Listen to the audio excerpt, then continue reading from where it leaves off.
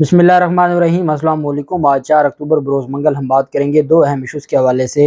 Election commission ज़िमनी election जो NA का ज़िमनी election है जिसमें इमरान खान बतौर कैंडिडेट हैं, और अब उस इलेक्शन से भागने की तैयारियां पीडीएम हुकूमत ने और इलेक्शन कमीशन ने शुरू कर दी हैं।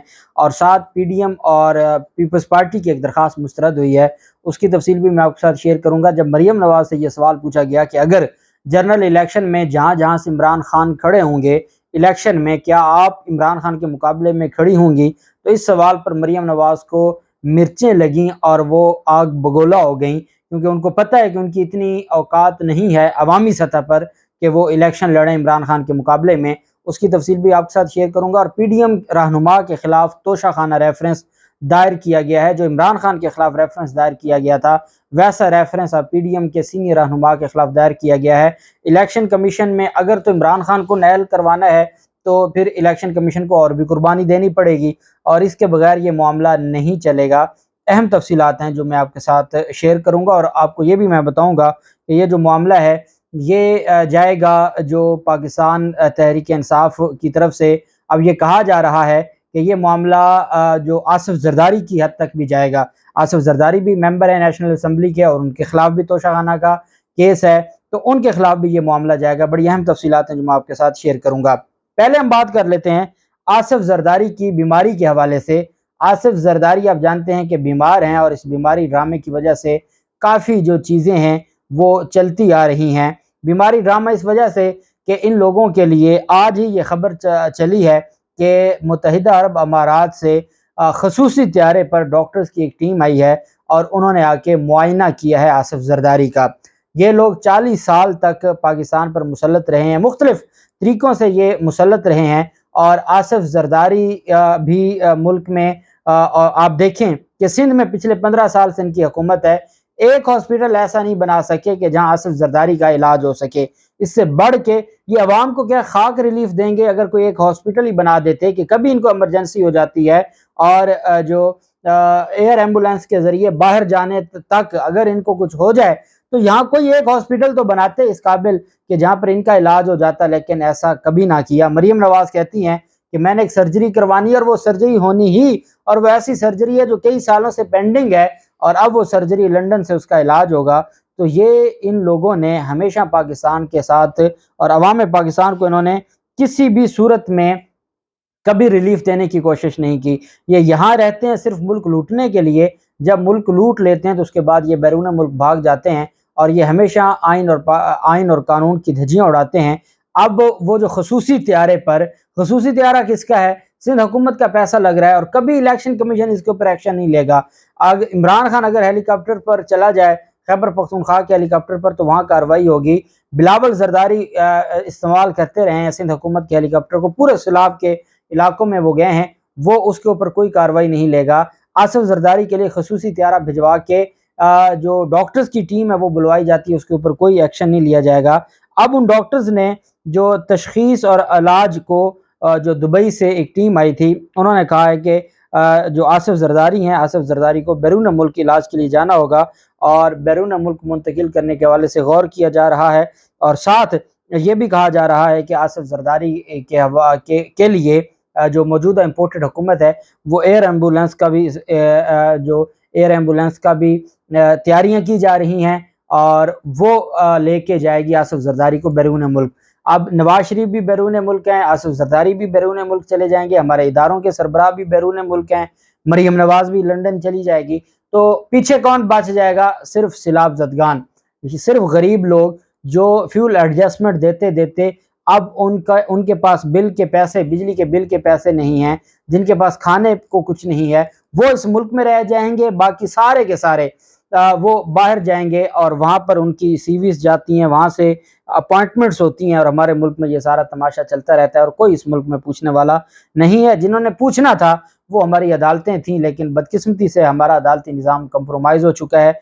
वो दो ही एक अशराफिया है, सियासी अशराफिया है, और एक ताकतवर अशराफिया है, और हमारा अदालती निज़ाम इन दो हिस्सों में बटा हुआ है।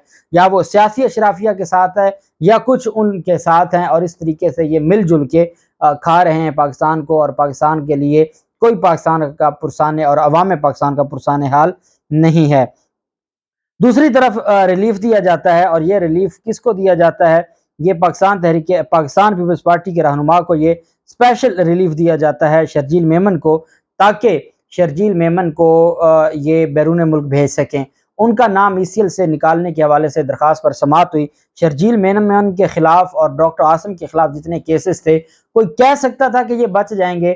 نواز شریف اور شہباز شریف کے کیسز تھے، کوئی کہہ سکتا تھا کہ یہ بچ جائیں گے؟ فریال تالپور اور آصف زرداری کے خلاف جو کیسز تھے، سوائے پاکستان میں ایسا کہیں نہیں ہو سکتا۔ جو آج اعتزاز احسن صاحب نے بات کی ہے پریڈکشنز کے حوالے سے، بالکل حقیقت ہے کہ پاکستان میں جنہوں نے اربوں روپے چرائے ہوں وہ ملک کے وزیر اعظم بھی بن جائیں، صبح وہ پیشی پر جائیں ضمانت کی، شام کو ان کو وزیر اعظم بنا دیا جائے، اور اسی طریقے سے جنہوں نے اربوں روپے لوٹے ہوں وہ ملک کا وزیر خزانہ بن جائے۔ یہ ہمارے ملک میں ہی ہو سکتا ہے، ایسا اور دنیا کے کسی ملک میں نہیں ہو سکتا۔ سندھ ہائی کورٹ میں پیپلز پارٹی کے رہنما اور صوبائی وزیر شرجیل میمن کی درخواست پر سماعت ہوئی، اور ای سی ایل سے نکالنے کی یہ نظر ثانی کی درخواست تھی جس کو عدالت نے منظور کیا۔ ان کا نام مستقل بنیادوں پر ای سی ایل سے خارج کرنے کا حکم دے دیا، اور عدالت نے کہا کہ جو شرجیل میمن کے وکیل نے دلائل دیتے ہوئے کہا کہ عدالت نے ضمانت منظور کرتے وقت ای سی ایل میں نام شامل کرنے کا حکم دیا تھا۔ شرجیل میمن کو ملک سے باہر جانے کے لیے بار بار اجازت لینا پڑتی ہے، وہ ٹرائل کورٹ میں باقاعدگی سے پیش ہو رہے ہیں، اس وجہ سے مستقل طور پر ان کے خلاف 6.25 ارب روپے کی کرپشن کے ریفرنس ہے۔ شرجیل میمن کی نظر ثانی، اور یہ نظر ثانی کی درخواست ہائی کورٹ میں، ہم نے دیکھا ہے کہ ریویو کا آپشن تو سپریم کورٹ کے پاس تو ہے، ہائی کورٹ کے پاس ریویو کا آپشن اس طرح نہیں ہے جب وہ کانسٹیٹیوشنل جورسڈکشن میں کیس سن رہی ہوتی ہے، لیکن وہاں نظر ثانی کی درخواست سندھ ہائی کورٹ نے منظور کرتے ہوئے اس کا نام جو ای سی ایل سے نکال دیا ہے اور اس کو ریلیف دیا گیا ہے، اور یہ انوکھا ریلیف ہے جو انہی کو مل سکتا ہے۔ بہرحال یہ ان کو ریلیف دیا گیا، جبکہ مریم نواز کی طرف سے آج ایک بات کی گئی ہے، جب رپورٹر نے یہ سوال کیا مریم نواز سے کہ جو اگر عمران خان 2023 میں جو الیکشن آپ کہہ رہی ہیں کہ 2023 میں ہوگا، مختلف حلقوں سے الیکشن لڑتے ہیں، تو آپ بھی عمران خان کے مقابلے میں انہی تمام حلقوں سے الیکشن لڑیں گی؟ رپورٹر کا یہ سوال تھا۔ مریم نواز نے کہا میں پاگلوں کی طرح ہر جگہ سے کھڑی نہیں ہو سکتی۔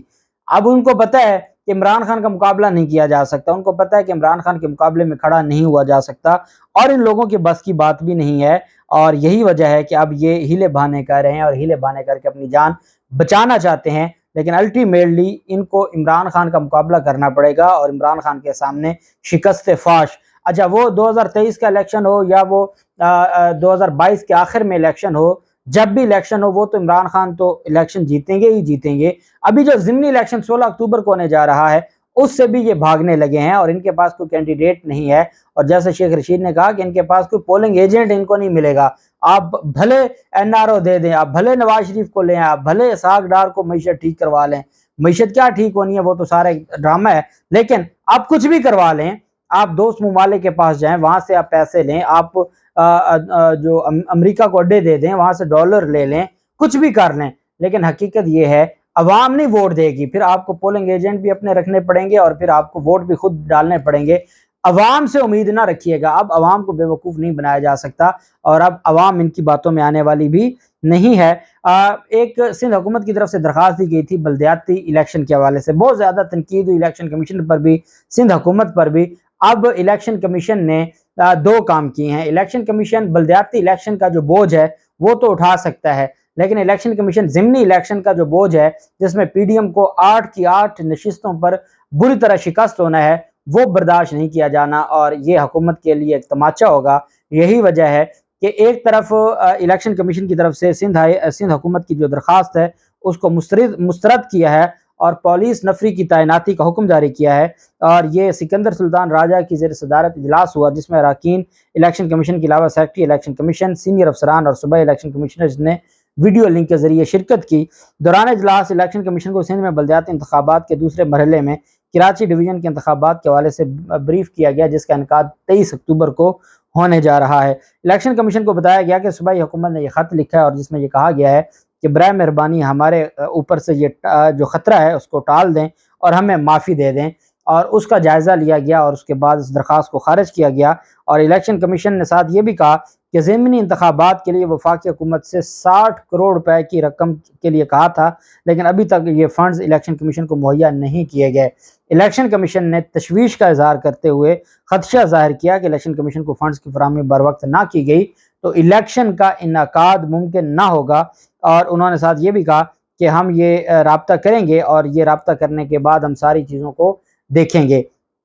اب ان کو پتہ ہے کہ کوئی نہ کوئی بہانہ تو ان کی طرف سے بنایا جانا ہے، اور یہی بہانہ ہے کہ اب یہ اس الیکشن سے بچنا چاہتے ہیں، ضمنی الیکشن سے، اور ضمنی الیکشن سے بچنے کے لیے یہ سارے کے ساری جو چیزیں ہیں وہ اب اس پر یہ پانی پھیرنا چاہتے ہیں، اور نہیں چاہتے کہ 16 اکتوبر کو الیکشن ہو، عمران خان الیکشن لڑے اور عمران خان ان کو ٹف ٹائم دے۔ اور یہی وجہ ہے کہ ان کو اس بات کا اندازہ ہے، اور یہ اسی خوف اور ڈر کی وجہ سے نہیں چاہتے کہ ہمیں عمران خان کے مقابلے میں الیکشن میں جانا پڑے، اور اب یہ ہیلے بانے کر کے اس الیکشن سے نکلنا چاہتے ہیں۔ لیکن ایک بات یہ یاد رکھیں کہ ان کے لیے اس الیکشن سے نکلنا مشکل ہو جائے گا۔ یوسف رضا گیلانی کے خلاف توشہ خانہ ریفرنس دائر کر دیا گیا ہے پاکستان تحریک انصاف کی طرف سے، چیئرمین سینٹ کو یہ ریفرنس دائر کیا گیا، چیئرمین سینٹ یہ ریفرنس پھر آگے الیکشن کمیشن کو بھجوائیں گے۔